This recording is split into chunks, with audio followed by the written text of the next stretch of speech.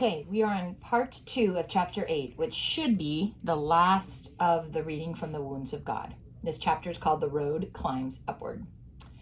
Don't plague the life out of the Kitchen brothers now, Melissa called after them as they vanished across the Abbey court. And mind Benedict near the well. They were not listening. She watched them go and then turned back to the guest house. She felt happiness bubbling up inside her, a pressure of joy. She loved to be at the Abbey. It was a harbor of peace for her, a place to rebuild her strength. There are not many places where a woman with 4 small children is welcomed with unfeignedly joyful hospitality, but this was one of them. She stood leaning her back against the rough stone wall of the guest house, looking across the flagged court at the huge Abbey church rising like a great rock of strength and assurance. She sighed contentedly and went in at the guest house door. She saw Peregrine before he saw her, limping slowly across the hall. He had come in search of her, having been sent word of her arrival. "Father, God save you. You look tired to death." His face lit in a smile of welcome, and he hugged her to him. "It's good to see you, dear one. Oh, I've been looking forward to this. Have you lost all your babes to the kitchens already? Well, then come and share some of Brother Walafred's blackberry wine with me. And we've been given some figs that are good. We can have a moment of quiet together. Oh, but forgive me, selfish. Maybe you're too weary after your journey. Would you rather rest first, dear heart?" Melissa smiled at him, loving man, soaking up the luxury of being cherished, made to feel special. "It's you I've come to see," she said happily. "If you've a spare moment, I'm going to seize it before someone else does. I can rest later." The children found Brother Cormac finishing the preparations for the cold evening meal that the community would eat after Vespers. He was pleased to see them, but he looked slightly harassed. "Oh, ho, ho, it's you demons. Search in the store, little Annie, and you'll find apples and honey. You know where the bread is. If you'll take some out to the cloister to nibble, I'll come presently and take you to see the new foal and the bats in the church tower. I mustn't come for another few minutes yet, though. Brother Andrew's turned into a dragon today, and he'll scorch me with his fiery breath if I stop working for one moment. Find yourself something to eat and skedaddle. There's good children. I'll come to you when I can." And with these words, he disappeared into the dairy to fetch the pitcher of milk from its cool stone shelf.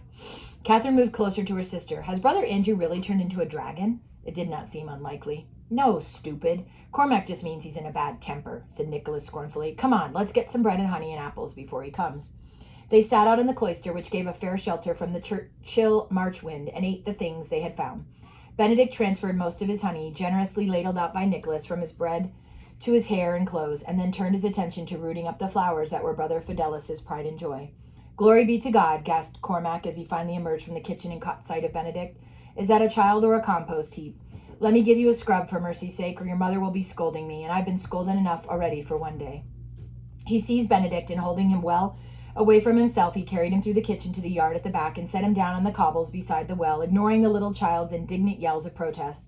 The other children trooped through behind him. "Fetch me my towel, Annie," said Cormac. "You'll find some back in the cloister in the lavatorium, next to the refectory. Nicholas, a bucket of water, if you will. Thank you. That will do nicely. Now then." He kept a firm grip on Benedict as he spoke and stripped his clothes from him and sluiced him through thoroughly under the icy water.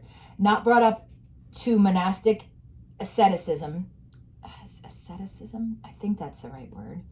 Benedict roared with pain and rage when he could get his breath back. Brother Cormac took not the slightest bit of notice, but briskly rubbed the little body with the towel Anne had found until Benedict was pink and glowing, then wrapped him up in it and proceeded to rinse his clothes. "Stop screaming, child. You're a worm or a mole that you can go burying in the earth and come up clean?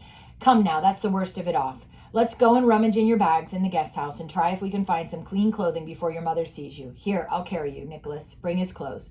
We'll set them to dry before the fire. I've wrung them well, but they may drip still, so mind you hold them away from you and don't get yourself all wet. That's it." Cormac took them, as he promised, up into the bell tower of the Abbey church and showed them the bats hanging in the dimness, and to the stable to see the spotted foal, very young, bedded with her mother in clean straw. They collected the eggs from the hen houses and carried them back to the kitchen, brown and snow white and speckled, and one of a pale rosy beige, which Cormac said was laid by Dame Cluck, the sovereign of the poultry yard and the cockerel's favorite wife. He took them into the warming room to say hello to the 2 or 3 brothers there who had come down from the scriptorium to warm fingers that were numb with cold at the great fireplace.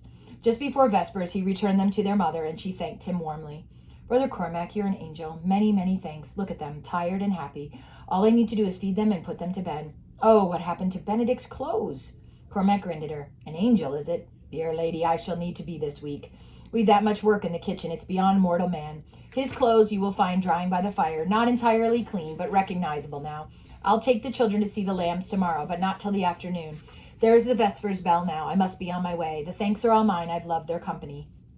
He kissed Benedict and handed him over into his mother's arms, rested his hands lightly a moment on Anne and Catherine's heads, nodded to Nicholas as one man to another, and was gone.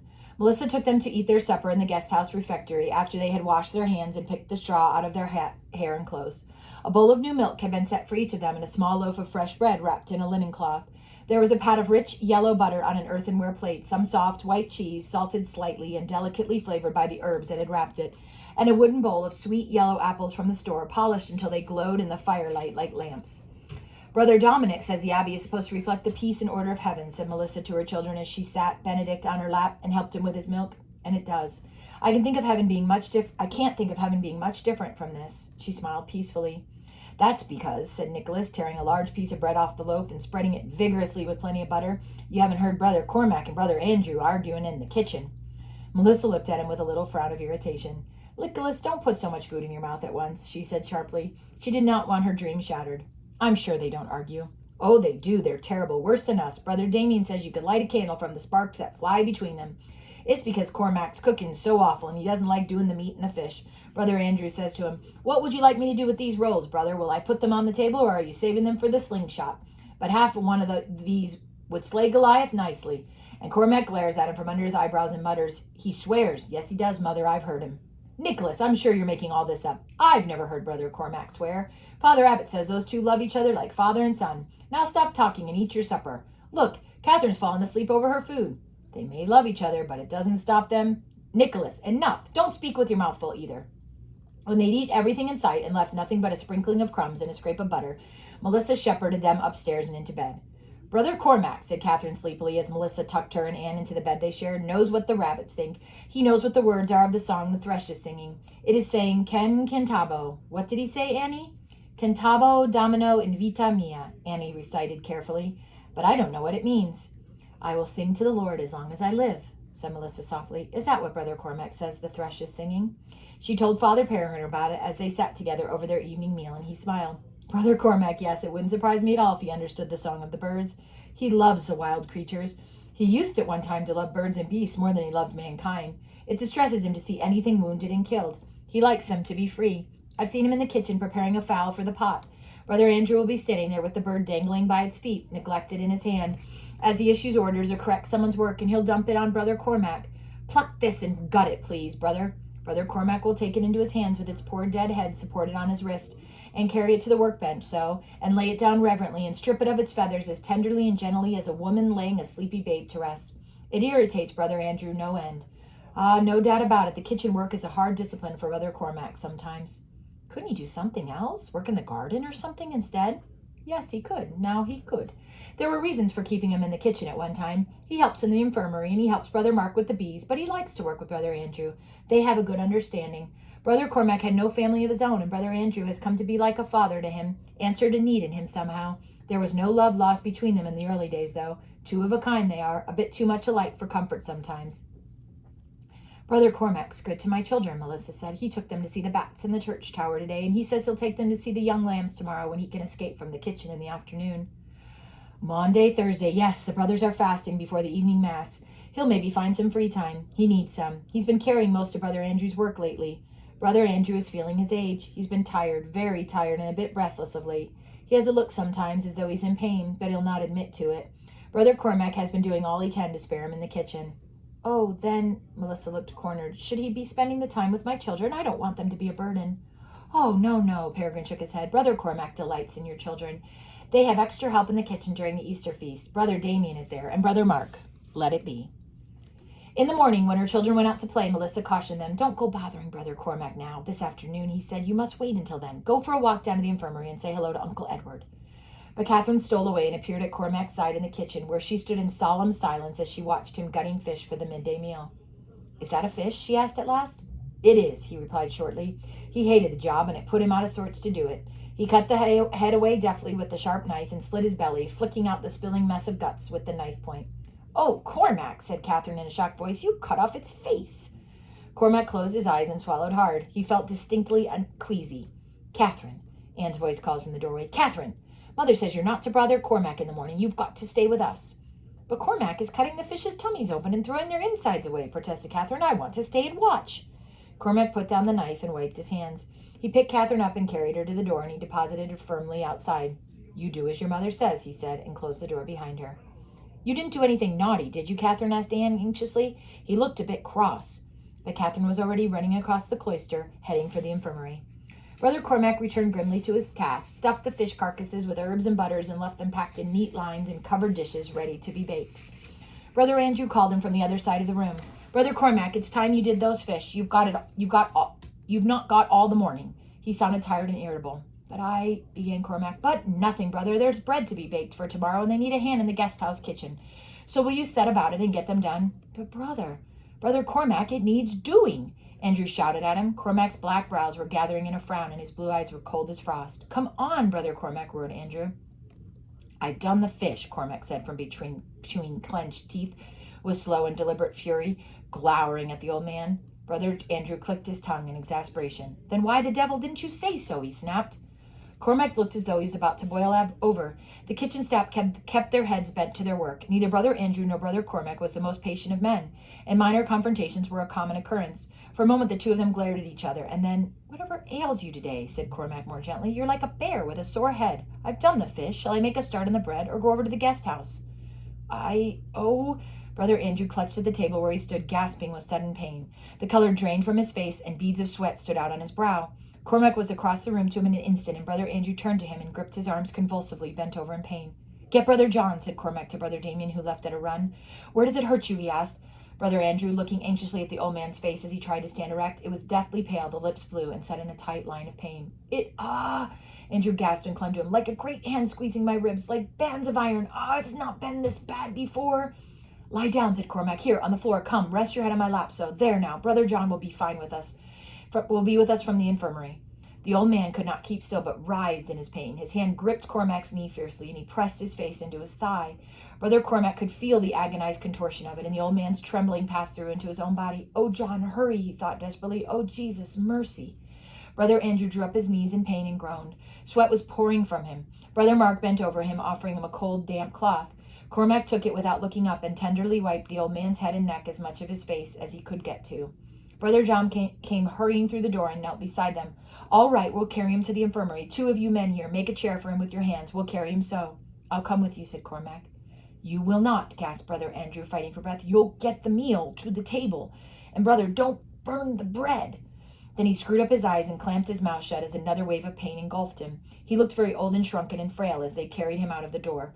Brother Cormac watched them go, his face almost as white as Andrew's, but as the door closed behind them, he turned resolutely to his work. "Put the fish into bake, Brother Damien. John, fill the pitchers with ale. Water it, but not so much as yesterday." They were grumbling. "Brother Mark, take the bread from it, proving, and knead it again. Luke, Simon, go down to the guest house and see what you can do." He himself continued the preparation of a green salad that Brother Andrew had begun, his face taut with anxiety, his hands trembling. Brother Damien came up quietly behind him and put an arm around his shoulders. Cormac shook him off irritably. "Come on, brother. Have you done that fish? Good. Watch the pot of beans on the fire. They're nearly done.